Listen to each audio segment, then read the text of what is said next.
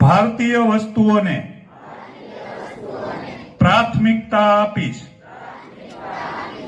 ગામ, ખેડૂત તથા કારીગરોનું સમર્થન કરીશ. સ્થાનિક ઉદ્યોગોને પ્રોત્સાહન આપીશ.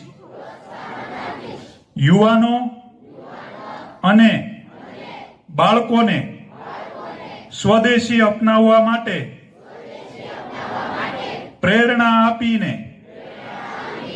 નવી પેઢી સુધી તેનું મહત્વ પહોંચાડવા પ્રયત્નશીલ રહીશ. પારિવારિક અને સામાજિક જીવનમાં